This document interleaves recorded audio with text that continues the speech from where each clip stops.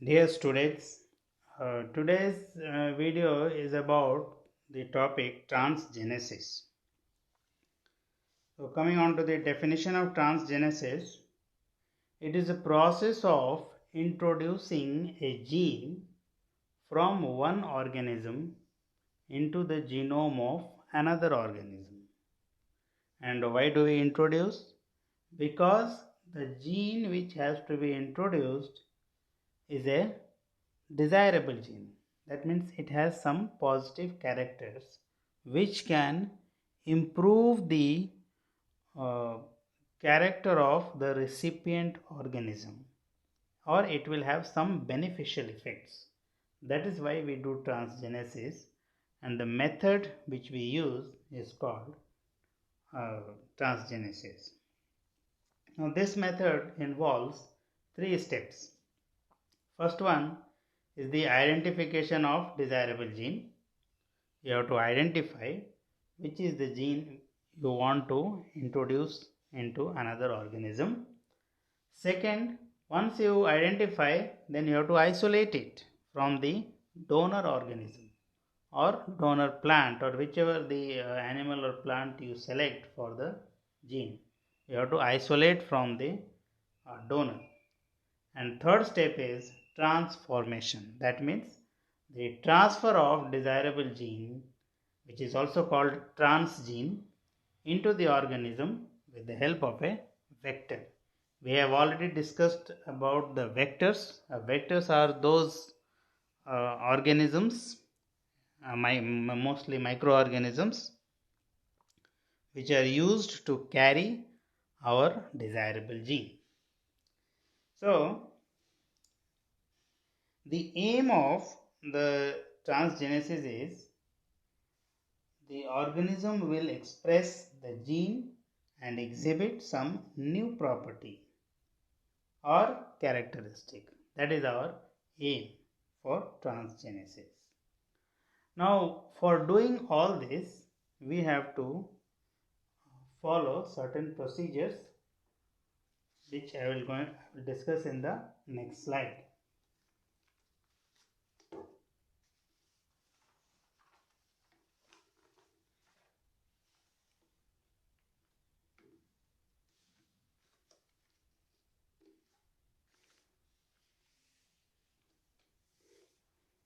Now, here you can see I am talking about the gene construct. So, practically, it is not possible to just take out a gene and transfer it into another organism with the help of a vector. You may not get the desired result. So, first of all, we have to understand how to make a gene construct. And by the way, what is gene construct? Gene construct is nothing but a sequence of genes which is having the transgene along with three other types of genes. Now, what are these three other types of genes? One is promoter, which I am representing by P. Another one is reporter, which is I am representing by R. And the last one is terminator, which is represented by T. And the entire sequence, including promoter, the desirable gene, transgene, the reporter, and the terminator, the entire thing is called gene construct. Now, why this gene construct is required? Because once you are successfully transferring the desirable gene, it may not get expressed. Why? Because there may not be a promoter in the recipient organism, in the DNA of the recipient organism. May or may not be a promoter. So we add another sequence which acts like a promoter. That means it gives it when this is expressed, it gives rise to a protein which starts the transcription of the desirable gene. Then the gene which represented by T, terminator, this directs the entire machinery that here we have to terminate. That means we have to stop transcription.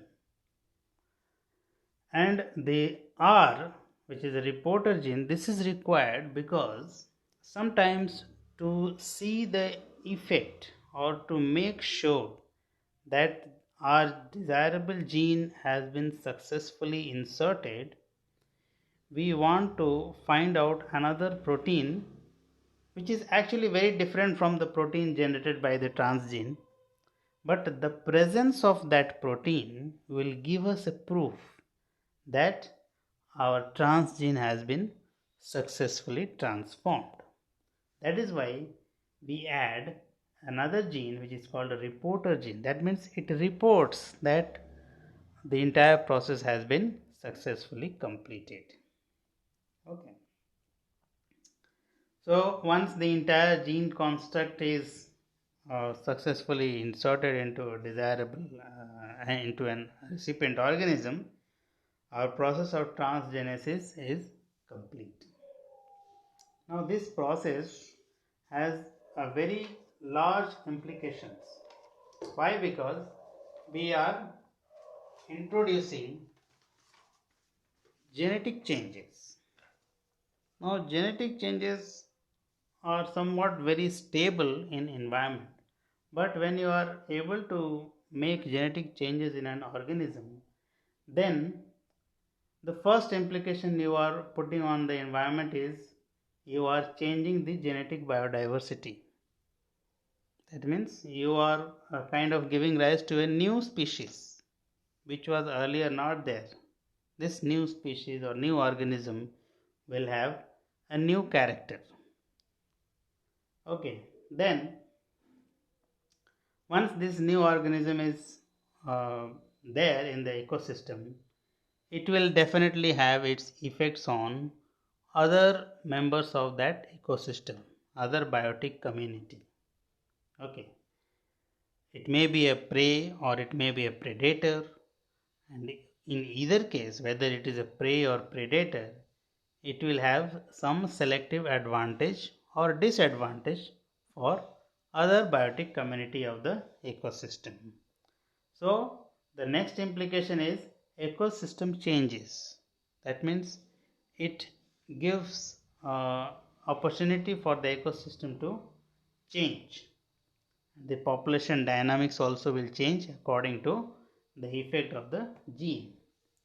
Then third implication is it can also affect the health or survival of individuals. The individuals may be of the same community or of the different community.